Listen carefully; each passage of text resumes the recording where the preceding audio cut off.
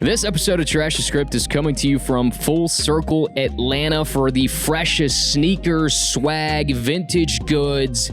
Make sure you pull up to Full Circle Atlanta. What goes around comes around. Welcome back to another episode of Trash the Script. I'm Sudu. This is Georgia Tony Gonzalez Chambers.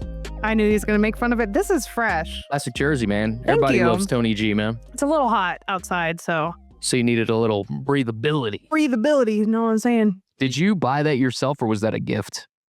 I think I got it here, actually. You bought it at Full Circle? Yeah, you're Wow. repping, I have to rep, too. Wow, we really are. You know what's so funny is like we don't get paid by Full Circle. We don't get paid in general to do this podcast. Not yet. But we just are doing this because they're our friends. Yeah. You know what I mean? But people always ask me like, so you guys like sponsored by them? And I'm like, no, they're our they're letting us do the podcast there. Like Yeah. we love them. You know, they're our friends. So. Anyways, that answers any questions anybody's had potentially about if we're getting paid. No, we are not getting Even paid. like the restaurants, they're like, oh, how'd you get that? Did they reach out to you? It's really just about our friends and the people they know. We have connection. We have friends who are just like... We have friends in high places. Sure. Yeah, say that. We do. I guess we do. Shout out to them. But yeah, I mean, they just kind of were like, hey, saw you guys doing a podcast. Would you want to do this? And so it's been really neat, like, to have them reach out. Yeah. And it's just like, hey, we know you're just starting and it's a free pub for us. Like, let's do it, you know? And so it's been pretty cool so far, last few episodes. That last episode was very popular. A lot of people reached out to me and were very excited to try out Sunnyside Pizzeria. Same here. And a lot of people were like, oh my gosh, I love this place. It was split between a lot of people saying they loved it and then a lot of people saying they were going to go check it out. Yeah. So, you had people actually say they loved it. Like they'd actually been. Madison Scarpino said, because her boyfriend lives over there, and she said they would go a lot. It's like a hidden gem because it's not that big. Wait, Madison has a boyfriend? Madison Scarpino. Has a boyfriend? You know this. Did I? Oh my goodness. What? Anyways. We're going to get... Well, that's new. No, it's not. But anyways, yeah. So appreciate all the support, all the love, anybody listening, watching, interacting, and even those silent listeners and watchers. I appreciate it because there's people that talk about the podcast and I'm like, yeah, I've never seen you like or interact, but I'm glad you know that it exists and you're keeping up with it because you know everything about. Sometimes I'll forget about what we talked about. Oh, and same. someone will be like, dude, I saw you in Georgia. And I'm like, oh, so you're just not going to interact. One time I was at the gym and Kennedy, my friend Kennedy, shout out, was behind me. And I was like, hey, she was like, oh, wow. She was like, I'm watching the podcast right now. And I look up and you're here. She said, wow, this is kind of crazy. Kennedy is a big supporter. She likes our stuff. We do appreciate that. But exciting episode ahead. We actually did a Instagram poll and told you guys, hey, ask us a bunch of questions. It wasn't really a poll. It was more of like a Q&A situation. Yeah. And so thank you guys for the questions. We're going to get to those. But before we kind of get into all that, Georgia, obviously in Atlanta, Club World Cup, is one of the American host cities. Did you see the video of the British guy discovering Mercedes Benz Stadium? Part of me thinks he went there to just experience Mercedes Benz and didn't really care about the soccer. The man said he wanted a green card after getting in a Mercedes Benz Stadium. He was walking around just floored that there was a Chick-fil-A on Ann's. Auntie Anne's. Yeah, Auntie Anne's. Pretzels? Pizza. No, it's pretzels. Pretzels. Yeah, he was just like, but every little detail, I mean, he's so appreciative of it. And I think we take that for granted in America because things are so big here. We have such a large footprint, such a big country. And in a lot of these other countries, like things are smaller and they're more compact and tight. And so, yeah, he's just like, oh, look at the pitch. Whoa. Oh, even the concourse is massive. He was blown away by the concourse. And I feel like on Sundays when I was going for the Falcons games, I was just annoyed because I wanted to get up to the press box. And I was like, wow, this man is just taking it all in. It puts things into perspective. We take it for granted. And it is, Mercedes Benz Stadium is like, just objectively speaking, I've been to a lot of different stadiums, one of the best in the country, if not the best. I mean, it's one of the newer ones. I've been to SoFi before too in LA, and personally, I think MBS is way better. The only stadium that I'd say is like, better is AT&T Stadium. I've been to AT&T a bunch of times too. Honestly, I think it's very comparable. That's not true. Gonna lie. I really wanted to see what if they would have opened up the dome. I feel like his mind would have been completely blown in the TikTok. If they watched, especially if you watched it open up, yeah. Because a lot of times on like for NFL Sundays, they'll open it up during pregame, and just being able to like look up and then see that, it's breathtaking. No, it's truly remarkable, and obviously really cool. Like it's so neat to see those perspectives. I wish we could have had him on. I wish we I don't know where this guy is. I'm sure he's like following his club around and may not even be in Atlanta for all the games. But Well, and speaking of the soccer itself, I went with our friend what'd you think? Victor So and his you're not a friends. soccer gal. I'm not. I grew up playing soccer. Well, that's not what I meant. I mean, like you're not Kind like a of. fan of like I'm the not sport. really a fan, but Yeah. I feel like my friend and I were talking about this because a lot of you obviously are watching football. It's very aggressive. People are tackling each other. Something about soccer is just so theatrical and majestic. Just seeing how, you know what I mean? Yeah, I know Like, what you mean. especially like some of the goals, you're just captivated by it. So it was awesome to see some of those players in real time. And Do you know it why? Do you know what it's called? Do you know the nickname of soccer? It's called the beautiful sport. what? It's called the beautiful sport. You know how baseball is called America's favorite pastime? Yeah, it's Soccer's that nickname adds is up. the beautiful sport. So you saying it's theatrical It's actually kind works of perfectly for that.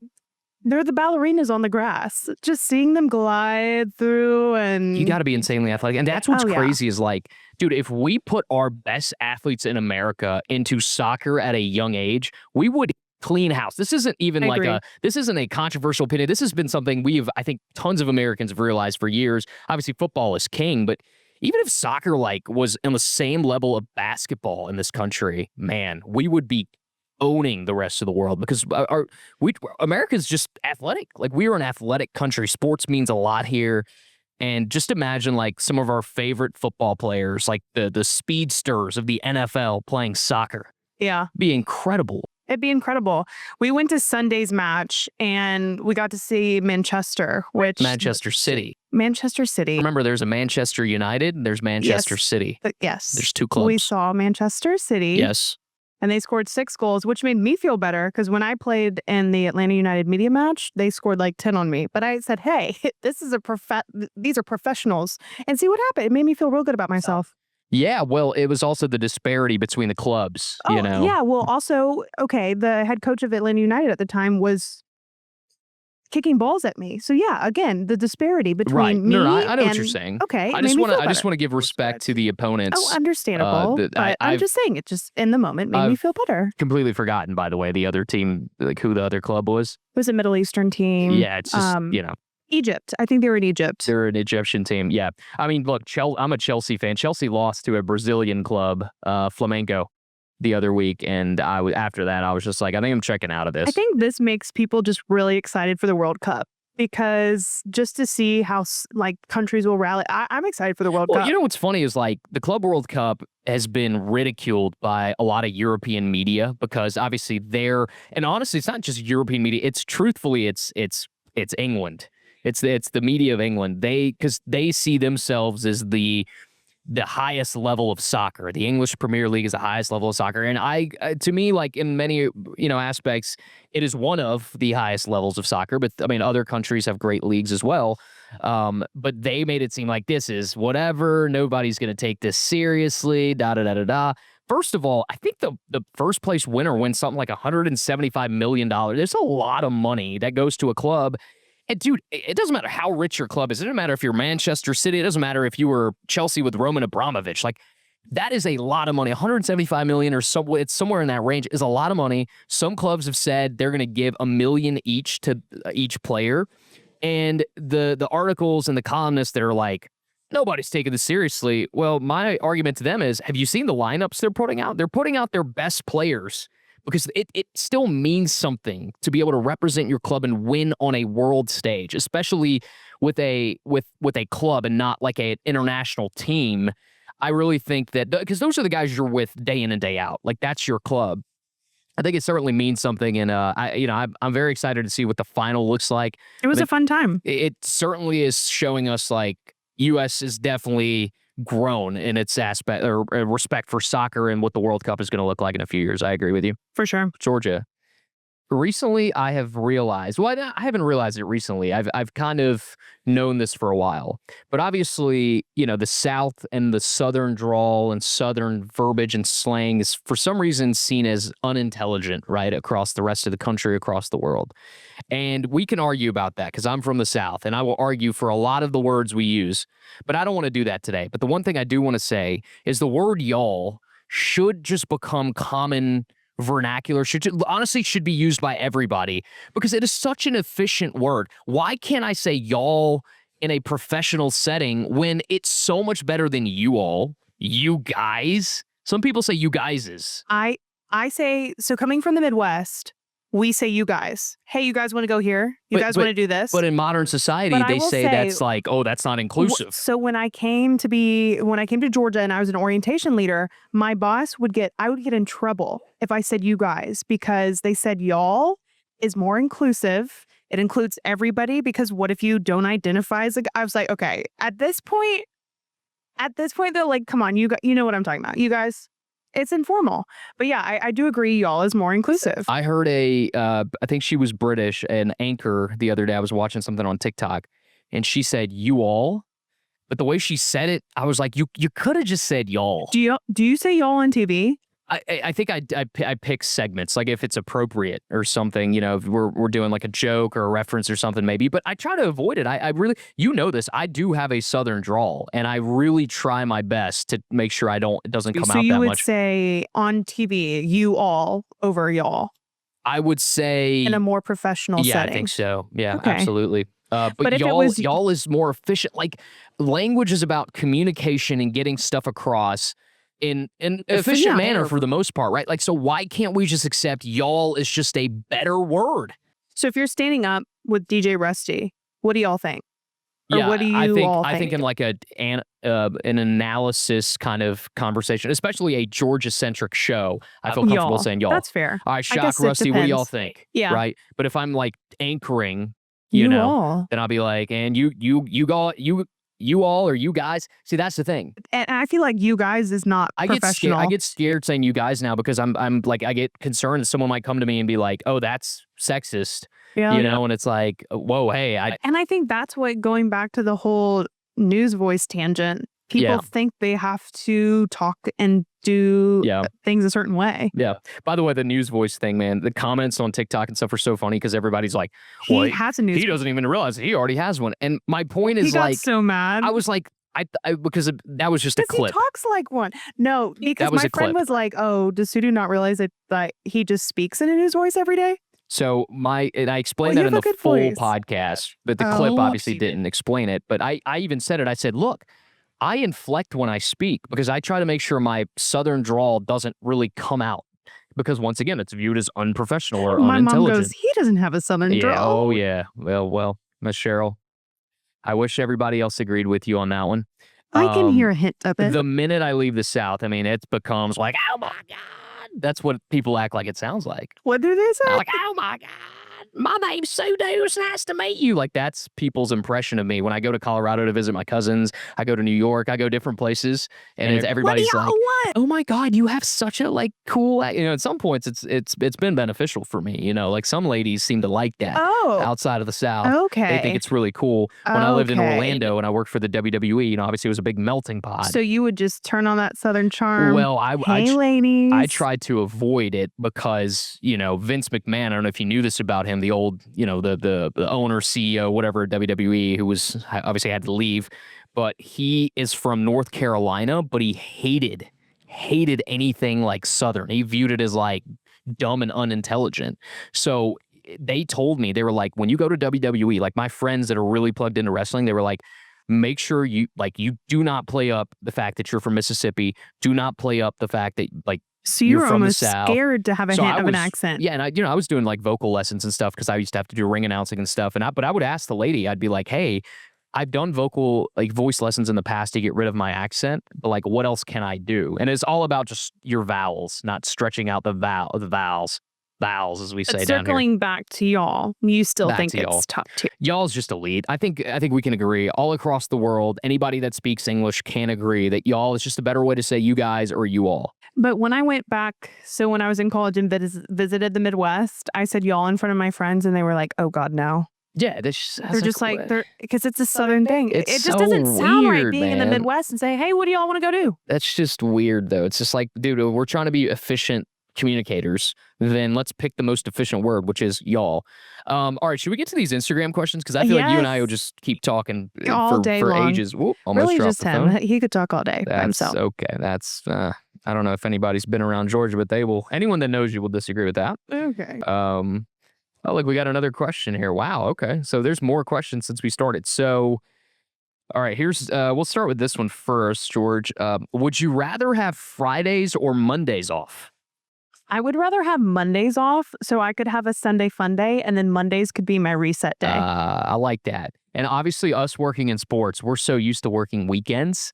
We're oftentimes, like you are working a Friday. So you know what? I agree. I think I'd much rather have a Monday off because then if I work a Friday, Saturday, you're right. Sundays are so elite because there's not a big crowd out. But the only thing is I feel like Sunday fun days are elite elsewhere. Like Houston Sunday fun days are way different than like Atlanta Sunday fun days. Yeah. Depending on, you could go on the Beltline, but I wish there were more like brunch spots here I mean, there's tons of brunch spots with in like Atlanta. bottomless mimosas. We have a ton of them. They're all over the city. Maybe not the types you're looking for. Maybe you have a specific criteria. What bottomless brunch spots come to mind? To me, it's like Bula or like Wicked Wolf has good brunch. I don't really do them anymore, but because you're 30, I'm sorry. Well, no, I'm just being for real. Like when I first moved here, and also like it would be like a group of women who would organize it, and then like me and a bunch of other dudes, that's so true. we would just show up. Like it'd be That's like, hey, fair. we're meeting at That's a Lady girl- Bird. It more wouldn't be girl Lady thing. Bird, but like we're meeting at Lady Bird at this time, and just show up. So shout out women for planning brunches, man. Y'all are elite at this. When I was in Orlando, we had spots. When I was in Memphis, we had tons of spots. So everywhere I've been. Okay, next question. I think Mondays off would definitely be better. What is your take on OG Atlanta restaurants like Houston? Is it Houston's or Houston? It's Houston's, right? South City Kitchen, K. Rathbun. So I will start here. I have not been to Houston's. I've been to Houston's. You've been to Houston's. South City Kitchen, I feel like, is that the one in Buckhead? That's the one by Gypsy Kitchen. Okay, so I've been to that one because I've been to Gypsy Kitchen, South City Kitchen. They have good bourbon. Love that one. Yes, they do. And then Rathbun, I haven't been to, but the owner lives like in a apartment building, or like a head chef lives in an apartment building very close to the Beltline. I didn't know And that. one of our friends actually lives there. So he was telling me he throws like pool parties and he brings the food that they make at the restaurant. I don't know if he like brings it from the restaurant or if he just makes it. And I've heard it is incredible. So next time we need an invite. Yeah. I have not tried there. Houston's is good. I feel like that's one of the OGs. I feel like it's good for lunch. It's good for dinner. I've taken my parents there. That's a place that I feel like you could go with family, but also go with friends and have a fun time. Yeah, no doubt. So there's your answer, Randall. Okay, next question. If you had to choose a career outside of sports, what would it be? This is hard for me because I don't have an that just shows you how much I love what I do.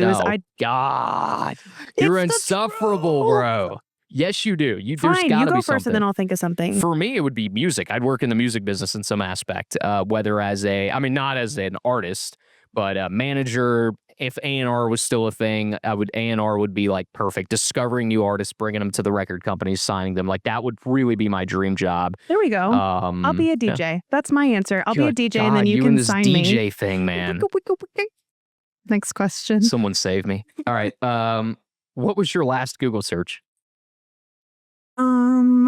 Let's see. Honestly, do you save your history? That's a really good question. Like, are you one of those? I constantly am on private browsing, and why? People are just like, "Why are you doing that?" And I'm like, "Cause I don't know. I feel like it's clunky." Like, most of it is I was looking up stuff from the OKC like parade updates. Oh, okay. Like I just wanted to see those like the boys celebration. Was lit. They were lit. They were lit.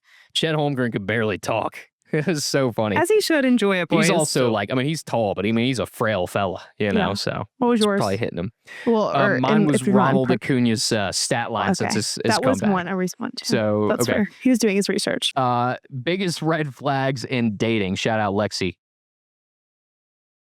Lexi, I think this is a test for me. Lexi wanted to see if I've identified some red flags. Yes, Lexi. Thank you for this. Thank you, Lexi. Because me and Love Lexi you, have girl. talked about some red flags in dating regarding you, actually. Funny enough.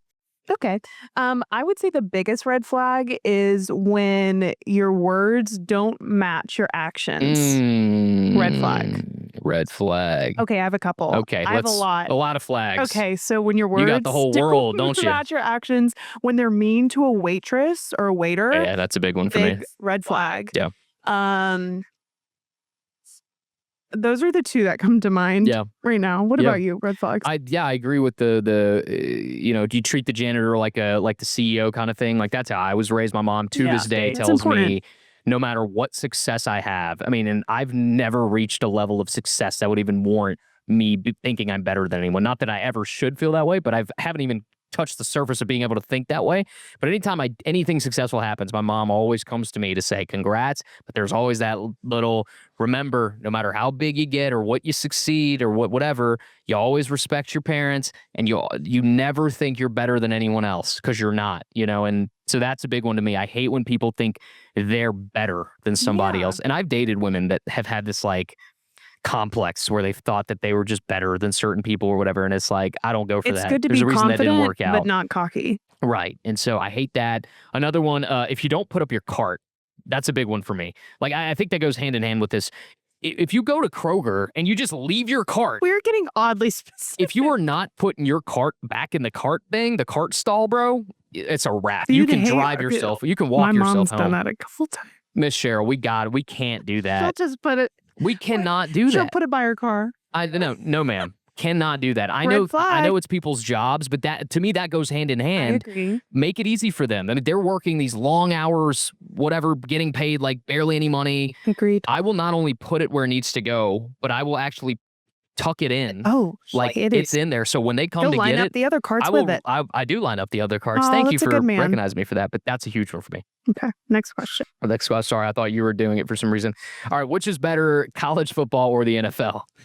College. Even though I'm in an NFL jersey right now, I grew up on college football. I feel like the atmospheres are unmatched. But I feel like also too, it's because I grew up going to SEC games that makes me, if I was in the Northeast, my answer probably would be different. Would be NFL. Yeah. But I'm saying college. I agree. I think the pageantry of college football is unmatched. The bands, the student sections, the tailgating. I mean, obviously we've talked about this. Ole Miss, the Grove, considered the mecca of tailgating, and NFL doesn't have that. You tailgate in parking lots. You don't. Right. And there is a passion because you go to a school, you pay money to go, you make memories there, you stay there for 4 years, and so the bond is so deep with that, I think, as well. And especially, like you said, especially in the South where football is religion, college football is religion. Yeah, easily college football, but I do love the NFL, obviously. What's something you silently judge people for? Ooh. Eating slow. I can't stand it. Probably because I eat very fast. So you would hate me because I feel like I'm a slow eater. Well, we've eaten around each other. I feel like. other, but I guess I haven't really fixated on it. But if I'm on a date and they're eating incredibly slow and then my plate's clean, pick it up. Okay. I don't know. This might be a you problem, mate. Okay, that's why I silently judge. Yeah, I don't say anything about it. What do I silently judge people for? Driving slow. No, I don't silently judge. I scream. Hurry up. I think driving slow would certainly be one of mine because I have been known to try to get to places efficiently. Yeah, efficiently. And part of it is I leave way later than I need to. What? I don't know. I try not to silently judge. I think this just goes back to a previous question. It's people that are just disrespectful. I'm not always going to say something to them because it's like you can't change people. I've realized that in 30 years. Like you really cannot change people. They are who they are. Words of wisdom today. But I see things sometimes and I'll judge you. I'm like, dude, what a loser. Like that's my biggest thing is like whenever I see someone doing something that I just think is mean or just like there's no sympathy or empathy behind it, I just think you're weird and you're a loser. Like you're just not a good person. You're not cool. Like there's nothing redeeming about you as a human being. That's a little harsh. No, that's just how I feel. Like if you can't show someone kindness and understand or try to understand and put yourself in their shoes, to me, that's just like the worst kind of person. And I will judge you for that. I might smile to your face because I'm from the South, but that's fake. But I'm judging you for that. I don't Next care. question. That is just what it is. Okay. What is the moment? Sorry, when is the moment in a situationship you realize you may be the problem? Is this an at me? These are incredible questions, by the way. I'm not gonna shout out every single person that asked the question. But honestly, I realized I might be the problem when Lexi, my best friend, said to me, I just want better for you. Your situations make me sad. I see. And I said, I need to stand up. I need to do better. Have I told you how much I love Dr. Price? Yes. I wish Dr. Price could be my doctor, but her specialty is like something you never want to go to her She's for. going to be a cancer doctor, which shout out to Lexi. She's in Boston. She's doing her residency at Harvard. Medical. She started this past Monday, so proud of her. But yeah, probably just when, I don't know, for me, the light bulb went off. I'm repeating patterns. So I was like, I just need to do better. I don't know where to start. Oh, Lord. He's going to have to reach back in the bin. Well, I've just had, so I feel like I'm just, I don't think it's a secret amongst my friend groups, and I'm very open about it. I feel like I do have commitment issues, and trust issues are big for me too. I have a hard time trusting people. And so, I think oftentimes like I do get into situationships expecting them to be situationships, and then they somehow become into relationships. Then I embrace the relationship aspect of it. But then it crumbled. Later, it's just like, oh yeah, it was just a situationship. But that has nothing to do with my current relationship, babe. So we're golden. There's nothing to do with you. All right. Let's see. Next question. What do you know too much about me, bro? I do. All right, next. What do you spend the most screen time on? Recently, it's been TikTok, because after Love Island, I go on TikTok because I want to see the funny videos and like stuff. the reactions to it. Yeah. Do you think that if we talk Love Island, our podcast would just skyrocket? Yes. That's why you need to start watching so we can talk about it. I'm holding us back by not watching. Yes, you are. Very toxic television. Yes, because we could have a whole episode on Love Island. I'm just itching to talk about it. By the way, I think we do have a Love Island question. Oh, what do I spend the most screen time on? Yeah, Instagram, TikTok, probably. I mean, between work and, podcast and just personal, just chilling. You're on it You're the just most. scrolling. Yeah, for sure. So those two things. Funny behind the scenes that anchors experience on news stuff that viewers don't get to see. Probably the breaks. Yeah, the breaks are fun. I would say the breaks, because it's the side conversation. Some anchors are playing games on their phone. I've seen so many games. I'm like, shouldn't you be reading ahead on scripts? Like, I would say, yeah, probably during break time is the funniest. Break times are funny, or when you go from when you're reading and it goes to like a soundbite or a package and your mic is off. There's always something going on. There's somebody in your ear saying something. We're always joking around. Production's messing with you. Yeah, and especially when you're with somebody who's your friend and you built that chemistry, you guys are just giving each other crap. Like you might have mispronounced something, or something went wrong. The viewer would never know at home, but then you're giving them, you're kind of busting their balls about it or whatever. So, but I think it's funny because it will stress floor directors out so much, because they'll be counting you in from a break. And literally, when I was filling in, I'd be talking to the anchor, and he would be talking until like 2. Yep. And they're like 2, 1, and then like go. Yeah, So, I hate when they say 2-1. Yeah. Or 1. And then point. For me, it's like 5, give me a 5, 4, 3. Was it Wayne's World that they did that, where they're like, you don't say the 2 and the 1? Is it Wayne's World? Yeah, I think it is, so. right? And maybe that impacted me as a kid. You're like, don't give me a 2. But anytime a floor director or a producer or someone goes 2, 1, I'm like, you don't have to say it. Honestly, I just need like a 5, and then you just kind of do it, and then I'm 5, ready. 4, 3. 3. Yeah, but there's definitely people still talking, joking, and then sometimes you'll come back from commercial and you'll just see them going like, "Welcome back," with a big smile. You gotta realize that something was going on during the break. All right, what is it like being a sports reporter on TV? Oh, I go first. Okay, because you're currently like you weren't. You're currently employed. What is it like? I mean, it's fun. It's what you decide to do, and you in the modern world of media, like you go through a lot. Like these jobs are not what they used to be. They don't pay what they used to. They're not staffed the way they used to. So you really have to love it. And I think sometimes you forget that, because your brain, whenever it's not having fun or it's under stress, is going to be like, oh, we're miserable. But then I remember, I'm like, yeah, I do sports. Like I'm here in front of a stadium with access no one else has. And my friends that do news are at a crime scene interviewing a mother who might have just lost a child or something. And so to me, like it's the perspective you gain from being a sports reporter. You realize like I'm doing stuff most of the world pays so much money to get to do. The best way I would describe it is it's healing my inner child. Okay. I feel like Georgia's launching a yoga page soon. You just get to have a lot of fun, and there's a lot of pinch me moments that, like Sudu said, you'll be like, it takes me back to Philly Monday Night Football, and I'm looking around the stadium and I'm saying, wow, this is my job.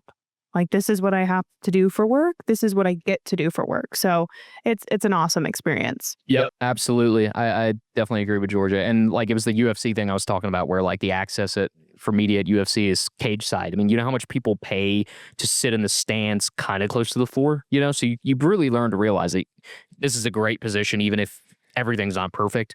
It is a good spot to be in. Do the Dogs have another SEC championship in the bag next season? Ooh, I think they're going to be competitive, but a lot of people have been talking about LSU. I don't think it's ever safe to say they have it in the bag completely. I know that they're going to be competitive. I like to see what Gunnar Stockton's going to have, what season he has this year, but I can't say in the bag. You can never say in the bag in the SEC, but if there's one team that you could say in the bag for post Saban era, it is Kirby Smart's Georgia Bulldogs. That's a good way to put that. But I will not say it's in the bag because Texas is still very much a threat. They've recruited, they've replenished Arch Manning at quarterback. We'll see what that's going to look like. And you're right. LSU, Bama, there's tons of teams that year after year, even Florida has been viewed as kind of like a dark horse, obviously. So it's still a very much dark horse. Yeah, it's not in the bag, but I'd give Georgia a pretty good shot at winning it again. Okay. Need Georgia. This isn't even a question. Oh, it is a question. Sorry. I apologize. Need Georgia to rank all 2010s dance crazes. Don't worry. I made a list. You've already looked through these. This is my first time looking through these. I had so much fun making this list. Okay. And keep in mind, this is through all the 2010s. So up until 2019. Okay. And I did not what I think is most popular, the ones I liked the most. Okay. Starting with 5. Whoa. The whoa. Okay. Whoa. I love that one. That's because I could actually do that one kind of. Yeah. That's fun. And I feel like I was in college when that was popular. All the orientation leaders did it. It was fun. I still do that. Is that weird? I do it too. I'll be walking down, but I don't do it around people. I'll just be walking down the hall and I'll just do like a little Euro step and I'll be like, whoa. Number 4, whip, nay nay. Ugh. I still do that. I hate that. Silento went to jail for killing his cousin. Okay, well, anyways, that's unfortunate. I didn't mean to laugh about that. It's just, obviously, I still do that. Yeah, I do like that one. Number 2, okay, we're getting into my top 2. Everybody knows what my number 1 is. Number 2 is Hit the Quan.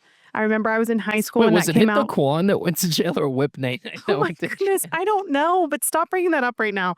Number 2, Hit the Quan. I did that with my whole varsity volleyball team in high school. And then number 1, Juju on the Beat. Obviously. Oh, Lord. Yeah. We need that.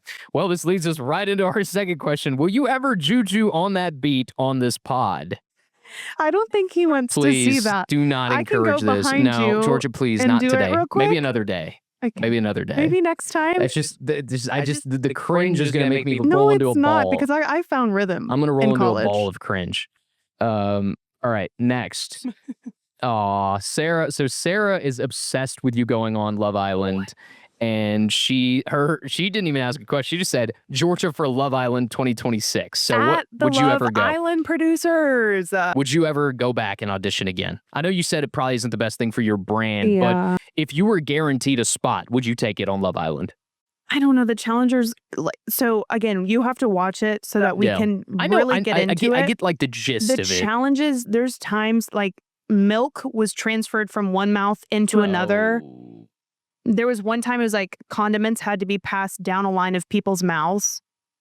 That's like somebody would spit ketchup and mustard into the next mouth, and then it was the 4th of July challenge. I don't think I could do that.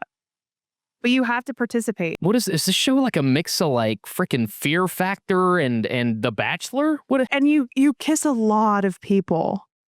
I just can't. Yeah. Okay. I don't recommend that for you. Maybe Love is Blind. Okay. Yeah. Maybe there's a more respectable dating show than Love Island. The Bachelor. Okay. The Bachelor. I would be on The Bachelor. There you go. I like that for you. Okay. All right. And our final question, favorite spot on the Beltline. Actually, these are 3 questions. So let's start with the first one. Okay. I love that. Favorite spot on the Beltline.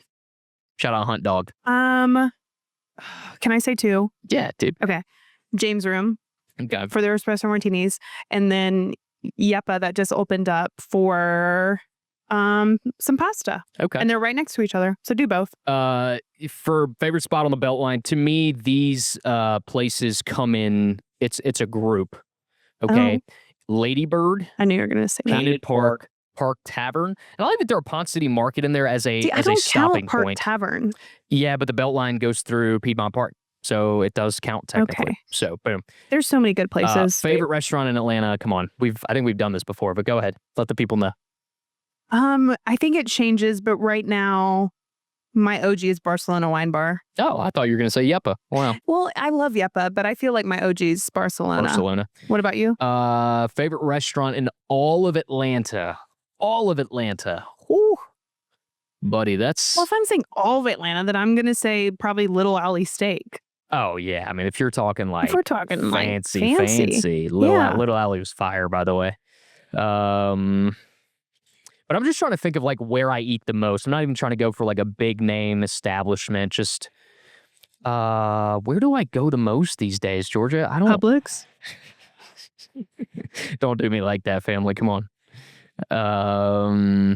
He would bring that to work a lot. I would get a pub subs are elite. Pub subs are elite. I'll go Freedy because if I am in that Beltline area right now and I want to actually sit down and eat like a nice meal or get like a good pizza, I will go to Freedy. So I'll give Freedy the spot for now. Okay. Last but not least, final question: favorite athlete to cover?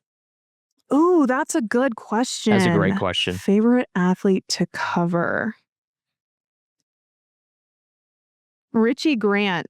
And he was with the... I know that's so random. Oh, that's great. No, but in terms of, he didn't necessarily perform the best on the field.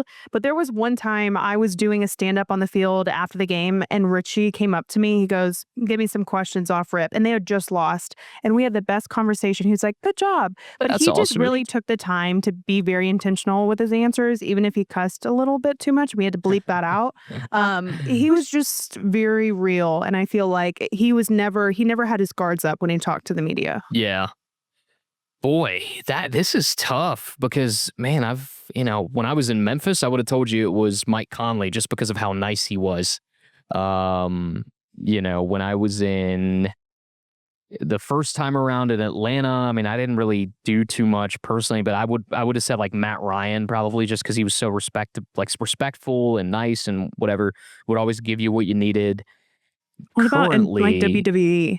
WWE, I mean, I worked with all of them, and so they were all the nicest people. And they were my friend. I mean, we don't really talk that much anymore, but like at the time, like, Grayson Waller is a name that comes to mind. Elton Prince. Like I was friends with these people, you know what I mean? Like we hung out and stuff. It's the relationships that I think really make an impact. Now, I'm trying to think now. I mean, there's so many guys at UGA, but because of the transfer portal, like honestly, Carson Beck was really cool to deal with one-on-one. He was always like nice. He always gave me good questions. That's he never gave me attitude. Because he's been bashed on. A lot of people have bashed him, and a lot of people have said like he's gotten too big for his britches and his head's too big, whatever. Carson Beck was never... Okay, Southern boy. He was nothing but nice to me. He was nothing but respectful to me. We had one-on-one interviews sometimes where you knew it was right after practice. He did not want to be there. He didn't want to do it. And his body language may not have always been like the most like open, whatever. But the minute the camera turned on, Carson Beck would always turn it on and was never rude, was never disrespectful. So y'all can say whatever you want about Carson and his personal life and him and Georgia. But as a person, respecting the person he's sitting in front of, he never disrespected me, and I'll give that to him. All right. Should we end really quickly with high-low Buffalo? I feel like it's tradition now. We have to do this. Okay. I'll start with a low because I want to end on a positive note. My low was probably this past weekend, my friend Zach got a section and we had a blast. Where? Palo Santo. Okay, shout out Palo Santo. I'm a big fan of Zach, man. I like Zach. Yeah, Zach's a good dude. Zach is a solid guy. I also want to apologize to Zach on this podcast, and I hope we can send him this clip. So when we hung out last time, we were all at Draw Bar, and a big group of us got up. Where are you going with this? We got up to leave to go to the next stop, which I thought you guys were coming. So I didn't say bye or anything. I'm like, oh, they're behind us. And I kept walking. And when I get outside, I asked everybody, I was like, where's Georgia, Zach, and the rest of the gang? And Ja, right? The other guy that was with you. I was like, where are they? And they were like, oh, they're staying. And I was like, well, I feel bad now. That's kind of rude. Like, that's not how I operate. And then Georgia tells me Zach was like, yo, your friends didn't say bye to you? That was weird. And I was like, gosh, that was my fear. So Zach, I want to apologize. Personal apology. I did not realize that you were not coming with us. That is not within my character, my guy. Okay, so back to my low. We went off script there. Okay, my low was we were having a blast, having so much fun. And my espresso martini was spilled.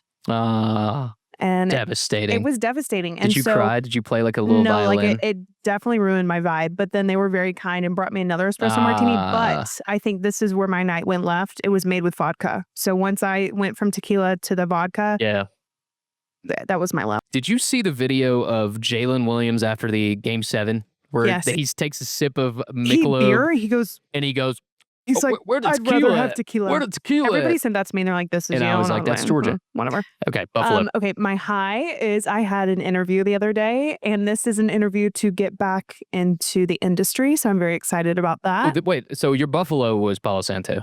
That was my low. I'm ending with Buffalo. Okay. My high was interview. Okay, gotcha. Congratulations. And thank you. And then my Buffalo, something unexpected. Oh, this is funny. I went on another Hinge date from, I've deleted Hinge, but this was date 2 from a Hinge guy that I had met. And he told me after the date, he called me, he goes, hey, what's up? I was like, watching Love Island. What about you? He was like, I just want to let you know I moved to Chicago on Wednesday. It was nice getting to know you. I said, what? I went on 2 dates with this guy. I was like, gosh, this is so on brand for my dating life. I honestly respect the hell out of that guy. He is, wow. Thanks, guy. Great move, by the way. I mean, you're going to remember him. What if you're in Chicago one day and, you run into him? You'll be like, oh, you gave me the courtesy if you didn't ghost me. Because everybody loves to ghost these days. Oh, yeah. Trust me, I know. Ghost you. High, low, Buffalo. All right. My high was, what was my high? I can't really talk about my real high. You know that. Okay. I'll say this. My high has been just, the winning the Emmy. Obviously, like me and DJ are in front of the camera for that, but we got to. I wanted to recognize everybody that has helped with the show that won, and we were able to. I was able to just kind of get pictures of everybody and put it on our show. And we were able to recognize them. And I saw some of their faces as we were reading it. Like I kind of looked off prompter or afterwards, I looked at their faces and I was like, wow, they really appreciated it. And they deserve so much recognition because that's so sweet. Their production, whatever. But these people like skip their dinner breaks sometimes and all this stuff to make sure our show's good. And they put as much as I do into it, just in a different way. And so I was really happy we were able to recognize them for that. Love that. My low. My low. Georgia, I've had a hard time finding lows. I've really been trying to wow, that's so good. Like be in love with my life, even if things aren't always going the best way. I feel like the energy you give off when you love your life is like incredible and it brings stuff back. That's cute and all, but you still need a low. I do need a low.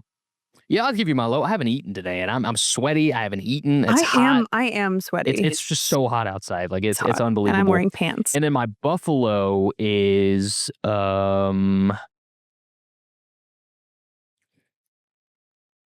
once again, really can't say anything unexpected has really happened to me. As you see, my life is very monotonous and boring these days. No, it's not. You know what, Buffalo? I'll do one from the pod. Is the amount of feedback we got on the Q&A. A lot of people ask questions, and I really appreciate you guys for interacting with a very young podcast with not a huge following yet. So really, really appreciate that. And as always, it is okay to trash the script.